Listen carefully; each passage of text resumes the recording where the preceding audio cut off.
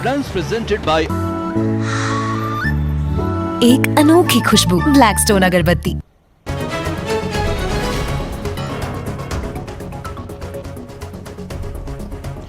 आज हिमाचल विधानसभा में पहले बाल सत्र का होगा आयोजन।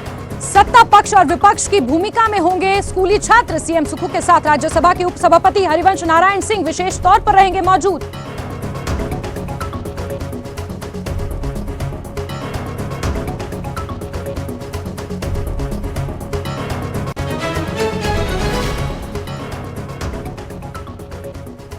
पूर्व की जयराम सरकार पर सीएम सुक्खू का हमला, निवेश नीति पर उठाए सवाल।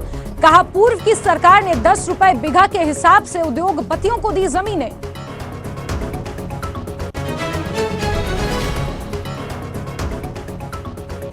आज से हिमाचल के दौरे पर रहेंगे बीजेपी के राष्ट्रीय अध्यक्ष जेपी नड्डा। पहले दिन नूरपुर में पार्टी कार्यालय का करेंगे उद्घाटन। जसूर में एक जनसभा को भी करेंगे संबोधित।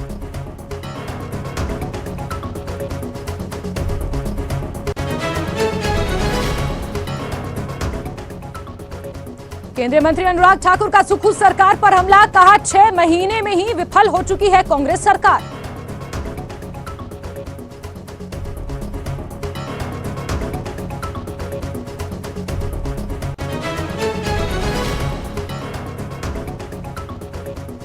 पर्यटन निगम के कर्मियों को बड़ा तोहफा। निगम के अध्यक्ष आरएस बाली ने 3% महंगाई भत्ता देने का किया ऐलान।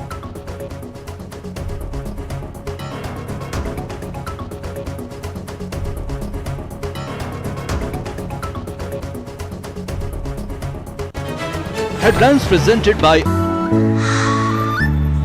एक अनोखी खुशबू ब्लैकस्टोन अगरबत्ती।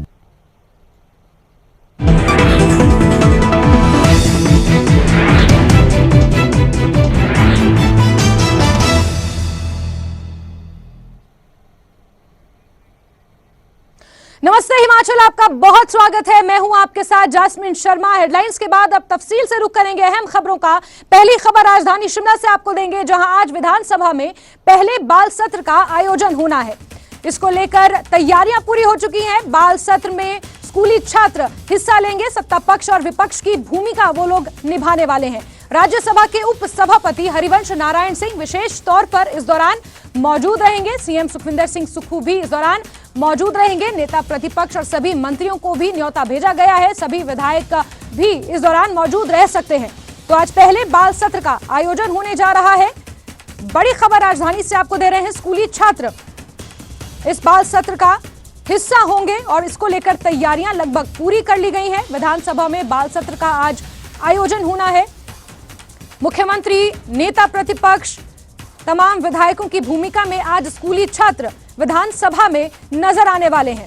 सत्ता पक्ष और विपक्ष की भूमिका निभाएंगे। कई ज्वलंत मुद्दों पर आज चर्चा होनी है। सभापति इस दौरान मौजूद रहेंगे। राज्यसभा के सभापति इस दौरान खासतौर पर इस कार्यक्रम का हिस्सा होंगे। इसके इतर नेता प्रतिपक्ष को भी न्योता दिया गया है। सीएम सुखविंदर सिंह सुक्खू भी इस बाल सत्र का हिस्सा होंगे। तमाम विधायक भी इस दौरान मौजूद रह सकते हैं। सभी को न्योता भेजा गया है और स्कूली छात्र सत्ता पक्ष और विपक्ष की आज भूमिका निभाएंगे। बाल सत्र में स्कूली छात्र आज विधानसभा चलाएंगे। प्रदेश में, देश में जो ज्वलंत मुद्दे हैं उन पर चर्चा होगी। तो बड़ी खबर आपको बता रहे हैं, राज्यसभा के उपसभापति इस दौरान मौजूद रहने वाले हैं। 68 बाल विधायकों में से 13 कैबिनेट मंत्रियों का चयन हुआ है। जानवी को मुख्यमंत्री के लिए चयनित किया गया है। इसी तरह नेता प्रतिपक्ष की भूमिका में भी स्कूली छात्र नजर आएगा। इसके इतर कई मुद्दों पर आज स्कूली छात्र इस विधानसभा के सत्र को चलाएंगे। लंबे समय से इसकी तैयारियां जारी थी और आज वो समय आ गया है जब विधानसभा का बाल सत्र आयोजित होना है। सीधे रुख करते हैं, हमारे सहयोगी रणबीर का इसी खबर पर ज्यादा जानकारियों के साथ जुड़ गए हैं। रणबीर, कितने बजे इस सत्र की शुरुआत होनी है? क्या कुछ अहम जानकारियां इस पूरे मुद्दे पर जुटा पाए हैं रणबीर?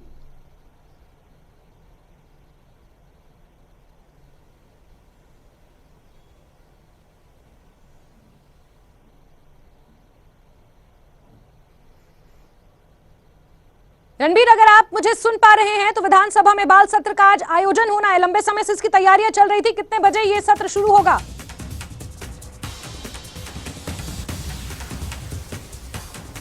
ठीक 10:30 चलिए, बजे हम जो है आपके सदन सहयोगी की से कार्रवाई संपर्क शुरू करने हो की गई कोशिश कि लगातार जैसे कर रहे हैं। इसमें आमतौर पर जो सदन की कार्रवाई होती है वो जो है आए गए हैं स्कूली बच्चे।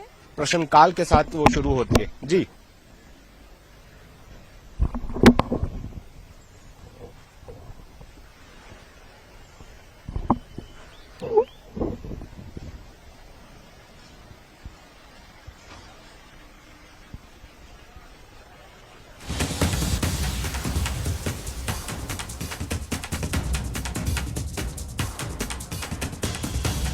रणबीर, अगर आप तक मेरी आवाज पहुंच पा रही हो तो आपसे जानना चाहेंगे कितने बजे इस सत्र की शुरुआत होनी है, क्या कुछ अहम जानकारियां आपके पास हैं रणबीर?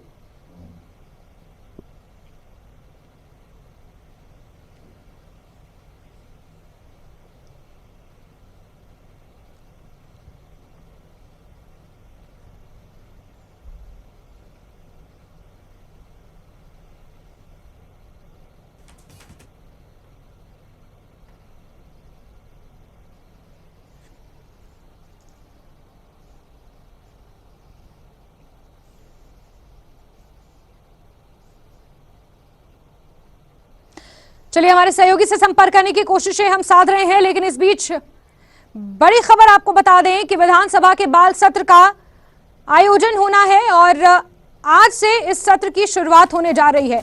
कई ऐसे ज्वलंत मुद्दे हैं जिन पर ये बच्चे चर्चा करेंगे और सत्ता पक्ष और विपक्ष की भूमिका ये तमाम बच्चे निभाएंगे।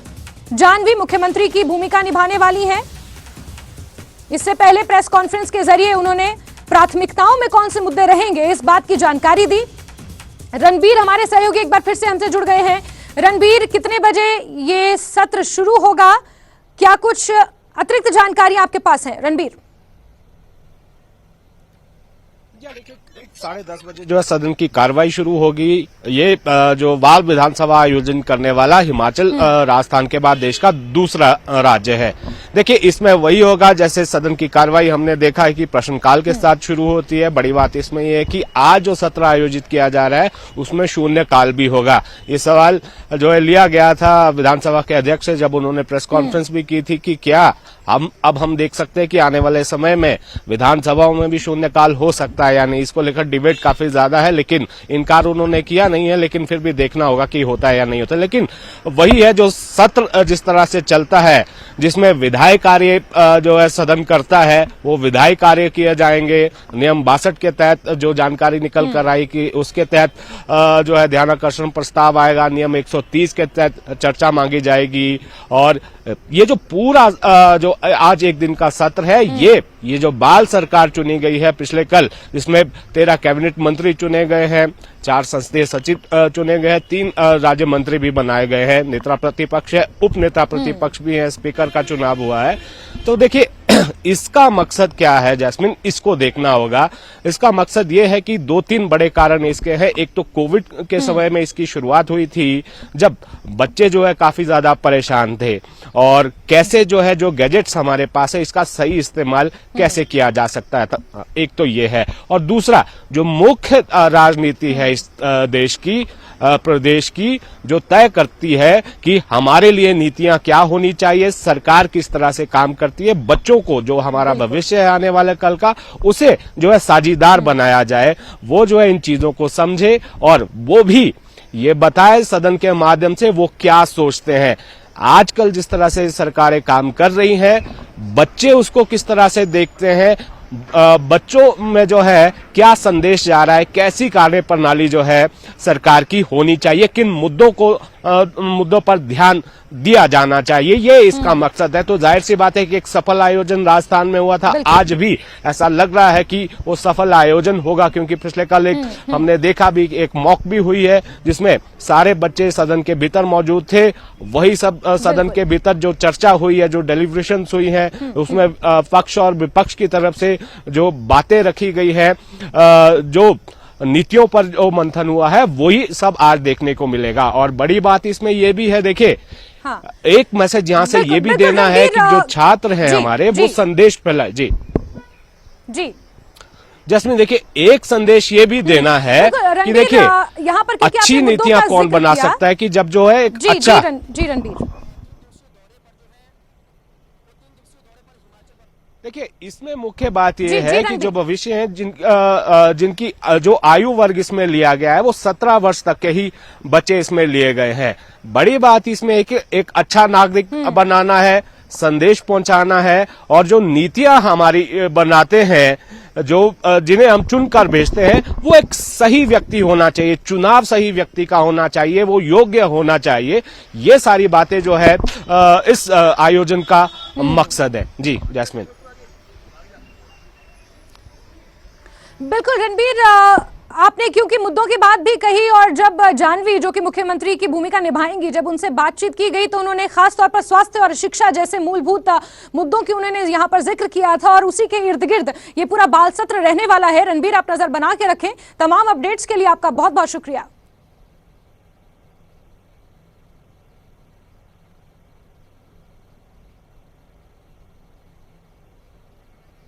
चलिए आगे बढ़ेंगे खबरों में, और आज से बीजेपी के राष्ट्रीय अध्यक्ष जेपी नड्डा हिमाचल के दौरे पर रहने वाले हैं। 14 जून तक हिमाचल के दौरे पर वो रहेंगे। आज नूरपुर में पार्टी कार्यालय का वो उद्घाटन करेंगे। जसूर में एक जनसभा को भी उन्हें संबोधित करना है। वहीं हमीरपुर में कोर ग्रुप की बैठक भी जेपी नड्डा आज करने वाले हैं। तो आपको बता दें कि 2024 के चुनावों की बिसात हिमाचल प्रदेश में आज से औपचारिक रूप से बिछ जाएगी, जब राष्ट्रीय अध्यक्ष जेपी नड्डा प्रदेश पहुंचेंगे और संगठन से जुड़े कई नेताओं से मुलाकात करेंगे। नूरपुर, जसूर और हमीरपुर में खासतौर पर कार्यक्रमों का आयोजन किया गया है। नूरपुर में पार्टी कार्यालय का उद्घाटन करेंगे, जसूर में एक आम सभा को संबोधित करेंगे, वहीं हमीरपुर में कोर ग्रुप की एक बैठक रखी गई है। हमीरपुर संसदीय क्षेत्र है। और सीधे रुक करते हैं हमारे सहयोगी विचित्र का, इसी खबर पर ज्यादा जानकारियों के साथ जुड़ गए हैं विचित्र। क्योंकि राष्ट्रीय अध्यक्ष जेपी नड्डा खुद हिमाचल प्रदेश के दौरे पर आ रहे हैं, तो इससे ये माना जा सकता है कि 2024 के लिए भाजपा ने पूरे तरीके से अपनी कमर कस ली है। विचित्र। जैस्मिन, आपने बिल्कुल सही कहा है, क्योंकि साल 2024 में जो आम चुनाव प्रस्तावित हैं उसके मद्देनजर कहीं ना कहीं अब भाजपा के जितने भी दिग्गज नेता हैं वो सब के सब जो हैं अब मैदान में जुट चुके हैं, और उन्हीं में से हैं भारतीय जनता पार्टी के राष्ट्रीय अध्यक्ष जेपी नड्डा। जेपी नड्डा जो हैं 2 संसदीय क्षेत्रों का दौरा करने वाले हैं अपने इन 3 दिनों के इस दौरे के दौरान। पहला तो उनका कांगड़ा संसदीय क्षेत्र रहने वाला है, और दूसरा जो है मंडी संसदीय क्षेत्र रहने वाला है। कांगड़ा संसदीय क्षेत्र में आज जो शुरुआत है वो दीप कमलम उनका जो नया जो कार्यालय बना है भारतीय जनता पार्टी का संगठनात्मक जिला नूरपुर में, उसका उद्घाटन करेंगे। और उसके बाद जो है एक विशाल जनसभा रखी गई है। जैस्मिन, विशाल जनसभा में जो है वो कांग्रेस संसदीय क्षेत्र के तमाम जितने भी संगठनात्मक जिले हैं वहां से तमाम पदाधिकारी जो है अपने साथ तमाम कार्यकर्ताओं के साथ यहां पर पहुंचने वाले हैं। और कहा यह गया है कि ये जो संख्या है वो काफी ज्यादा रहने वाली है भारतीय जनता पार्टी के कार्यकर्ताओं की, और कार्यकर्ताओं में भी काफी उत्साह जो वो देखा जा रहा है अपने राष्ट्रीय नेता को अपने पास जो है वो आते हुए देखकर। तो ऐसे में जो है कुल मिलाकर हम लोग ये देख पा रहे हैं कि काफी उत्साह जो है वो कार्यकर्ताओं के बीच में भी है, और एक विशाल जनसभा आज यहां पर होने वाली है। और ये जो जनसभा है वो 2 बजे से पहले होगी। दोपहर के बाद जो है फिर भाजपा के राष्ट्रीय अध्यक्ष जो हैं वो कांगड़ा के मशहूर जो शक्तिपीठ हैं, चाहे वो बजेश्वरी धाम की हम लोग बात करें, चाहे ज्वालाजी धाम की बात करें, दोनों ही जगहों पर जाएंगे, शक्तिपीठों में शीश निभाएंगे, और उसके तुरंत बाद जो फिर हमीरपुर संसदीय क्षेत्र में जाने वाले हैं। और हमीरपुर संसदीय क्षेत्र में भी आज जो है एक बड़ी कोर ग्रुप की बैठक जो है वो रखी गई है। कोर ग्रुप की बैठक में जो है प्रदेश के जो प्रभारी हैं अविनाश राय खन्ना वो यहां पर मौजूद रहने वाले हैं। नेता प्रतिपक्ष जयराम ठाकुर यहां पर मौजूद रहने वाले हैं। जो नए संगठन की जिम्मेदारी हिमाचल प्रदेश में भारतीय जनता पार्टी ने दी है सिद्धार्थन को, वो भी यहां पर मौजूद रहेंगे। और तमाम बड़े पदाधिकारी प्रदेश अध्यक्ष भारतीय जनता पार्टी के राजीव बिंदल यहां पर रहने वाले हैं। और कहीं ना कहीं हम लोग ये देख पा रहे हैं कि साल 2024 में जो चुनाव होने हैं उस पर पूरी तरह से भारतीय जनता पार्टी जो वो फोकस नजर आ रही है। जैस्मिन,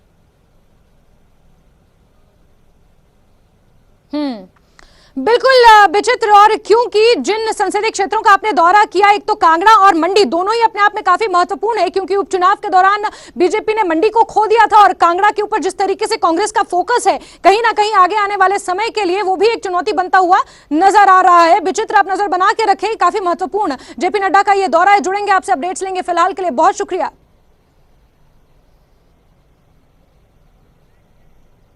और खबरों का सिलसिला जारी रहेगा, लेकिन वक्त एक बहुत ही छोटे से ब्रेक का।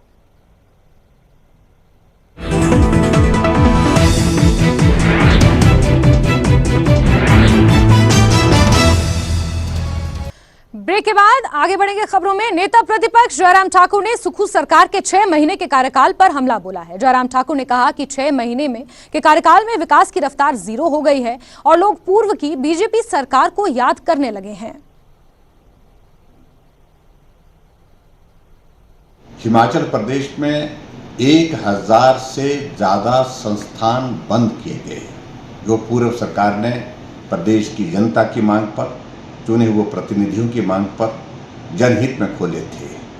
ये एक बहुत बड़ी देन व्यवस्था परिवर्तन के नाम से सुक्खू सरकार जी की रही। इसके अलावा दूसरा, हिमाचल प्रदेश में 6 महीने के कार्यकाल में 7000 करोड़ रुपए का ऋण ले लिया, जो हमने 2 वर्षों में भी नहीं लिया था, वो 6 महीने में ले लिया।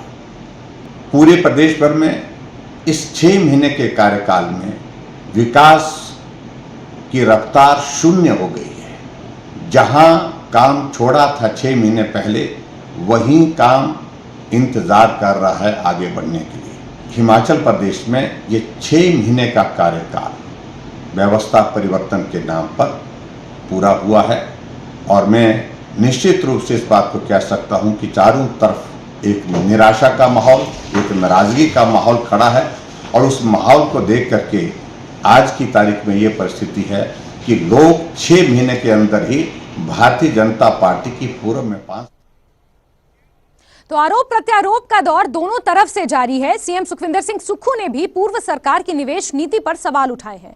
सीएम सुक्खू ने कहा कि पूर्व सरकार ने उद्योगपतियों को कौड़ियों के भाव जमीन बेच दी, जिसमें 10 रुपए बिघे के हिसाब से उद्योगपतियों को जमीनें दी गई हैं, लेकिन अभी तक एक भी उद्योग नहीं लगा है।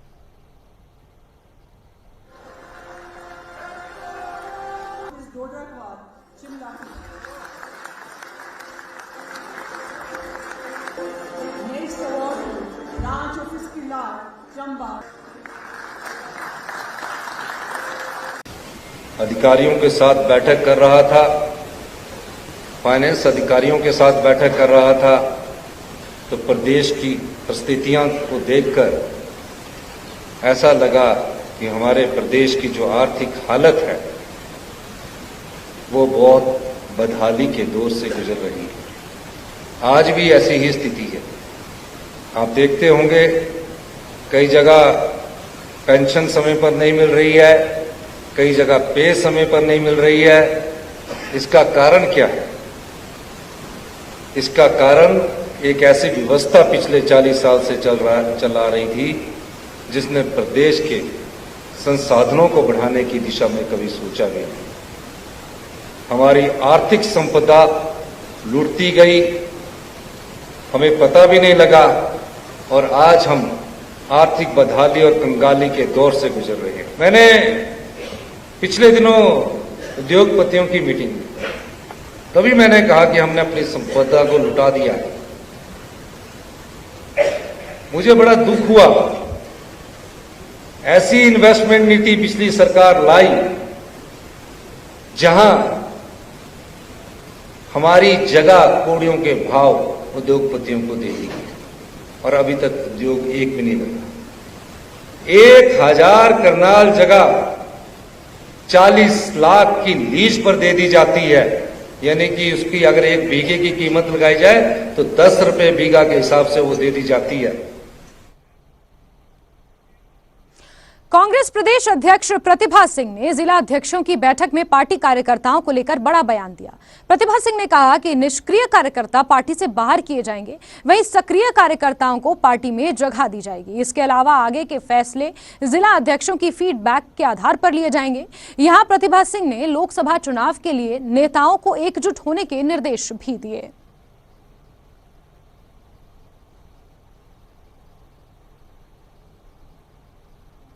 मैंने जो प्रधान लोग जिन्होंने अपना कार्य पिछले चुनावों में किया उनका आभार भी व्यक्त करना है और साथ साथ में हमारा जो ये 2024 का चुनाव आ रहा है उसकी तैयारी को लेकर भी इन लोगों को गाइडलाइन भी देनी और इनसे फीडबैक भी लेनी है कि किस तरीके से हमें पार्टी को और स्ट्रेंथन करने की ज़रूरत है, कहाँ हमें कमज़ोरी नज़र आती है और कहाँ हम मजबूत है, वो ये फीडबैक इनसे लेंगे और उसी के आधार पर इनको भी हम आज ये कहेंगे कि अब बहुत कम समय रह गया अगले इलेक्शन के लिए।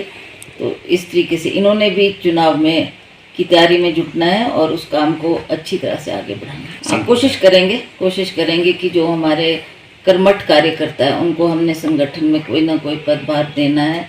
जो लोग निष्क्रिय रहे, जिन्होंने कोई भी योगदान पार्टी के लिए नहीं किया, उनको भी पदभार मुक्त किया जा सके। हमने बार बार उनसे प्रश्न किया कि आप हमारे जो आपने वायदे किए थे उनको पूरा करने में आपने कोई भी वायदा पूरा नहीं किया, चाहे वो बेरोजगारों को रोजगार देने की बात है, चाहे महंगाई कम करने की बात है, चाहे भ्रष्टाचार को हटाने की बात है। पर जितनी बार हम ये प्रश्न उनसे करते हैं तो कभी भी उन्होंने इसका सही जवाब देने का प्रयास नहीं किया। अब ये देख रहे हैं कि चुनाव नज़दीक है तो ये आकर अपने 9 साल का गुणगान तो करेंगे ही, पर हमें भी अपनी आगे बढ़ते हुए बात लाहौल स्पीति की करते हैं, जहां से विधायक रवि ठाकुर ने सिस्सू में वन विभाग के नवनिर्मित गैंग हट का उद्घाटन किया। इस अवसर पर जिला परिषद अध्यक्षा डीएफओ केलोंग सहित वन विभाग के तमाम अधिकारी और कर्मचारी मौजूद रहे। विधायक रवि ठाकुर ने इस दौरान नवनिर्मित गैंग हट के भवन का निरीक्षण भी किया और कुछ जरूरी दिशा निर्देश भी वन विभाग के अधिकारियों को दिए।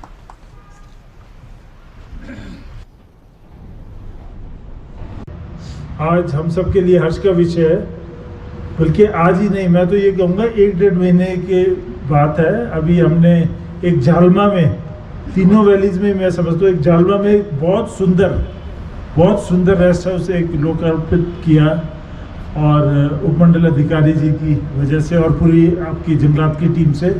उसके बाद जिस्पा में और आज हमने यहाँ पर आपके सिस्सू के अंदर, तो तकरीबन तीनों वैलीज हमारी लाहौल की कवर हो गई है और जंगलात महकमा बड़ी मुस्तैदी से काम कर रहा है। चलिए आगे बढ़ेंगे और भांग की खेती को लीगल करने के लिए विधानसभा की सर्वदलीय कमेटी ने कुल्लू में पंचायत प्रतिनिधियों के साथ संवाद किया। इस कार्यक्रम में कमेटी के अध्यक्ष एवं कैबिनेट मंत्री जगत सिंह नेगी, मुख्य संसदीय सचिव सुंदर सिंह ठाकुर, विधायक केवल सिंह पठानिया, डॉक्टर हंसराज, डॉक्टर जनकराज, सुरेंद्र शौरी और पूर्णचंद ठाकुर भी मौजूद रहे। इस दौरान कुल्लू जिला के सैकड़ों पंचायत के प्रतिनिधि बैठक में शामिल हुए और सभी पंचायत प्रतिनिधियों ने एक सुर में भांग की खेती को लीगल करने की मांग सरकार के सामने रखी। भांग की खेती को लेकर हमारे सरकार ने जो है एक सर्वदलीय कमेटी का जो गठन किया है और इस कमेटी को ये दायित्व सौंपा गया है कि भांग की खेती किया जा सकता है या क्या उपयोगिता उसका रहेगा, क्या कानूनी पहलू है, इन सब बातों को ध्यान में रखकर एक कमेटी का गठन हुआ है। और साथ में माननीय मुख्यमंत्री ठाकुर सुखविंदर सिंह सुक्खू ने एक और काम किया है कि पहली बार जो इस कमेटी को हर डिस्ट्रिक्ट में जाकर जनता की राय लेने का भी जो है दायित्व दिया है। तो इसी संदर्भ में आज हमने शुरुआत की है कुल्लू डिस्ट्रिक्ट के हेडक्वार्टर कुल्लू से ये शुरुआत हुआ है। आज जो यहाँ पर जन समर्थन हमें मिल रहा है, सारे चुने हुए पंचायती राज के प्रतिनिधि जिसमें 200 से ऊपर पंचायत के प्रधान यहाँ स्वयं आकर उन्होंने प्रस्ताव के रूप में इसका समर्थन किया है। तो वाकई हमें ये लग रहा है कि इसका व्यापक जो है लोगों के अंदर जो है जानकारी भी है। इसका जो मार्केट है वो हज़ारों करोड़ में है और हमारे पड़ोसी राज्य अगर कोई फ़ायदा नहीं होता तो उत्तराखंड में पॉलिसी नहीं आनी थी, मध्य प्रदेश में पॉलिसी नहीं आनी थी। तो आज तो कंपटीशन का ज़माना है और हिमाचल का नाम सबसे अच्छा है इस खेती के लिए। विदेशों से लोग आने को तैयार हैं। अगर हम पीछे रह जाएंगे तो पड़ोसी राज्य उसका फ़ायदा उठाएंगे। देखिए, सबसे पहले तो इसमें जैसे केंद्र सरकार भी कह रही है, मेडिकल रिसर्च होना आवश्यक है और साथ ही साथ जो हिमाचल का यूनिक प्रोडक्ट है उसकी जीआई टैगिंग होना सबसे ज़्यादा ज़रूरी है। सबसे पहले तो हम अपने प्रोडक्ट को पेटेंट करवाएं, जीआई टैगिंग करवाएं और उसके बाद उस प्रोडक्ट का पर्याप्त मात्रा में बीज उपलब्ध हो और फिर हम लोगों को लीगलाइज तरीके से इसको उगाने के लिए प्रेरित करें। रही मेडिकल की बात, तो भांग का जो पौधा है उसका एक प्रोडक्ट। और इसी के साथ नमस्ते हिमाचल में आज के लिए बस इतना ही, लेकिन हिमाचल प्रदेश के साथ साथ जम्मू कश्मीर और लद्दाख की तमाम महत्वपूर्ण खबरों के लिए आप जुड़े रहिए न्यूज़ 18 JKLH के साथ। नमस्कार।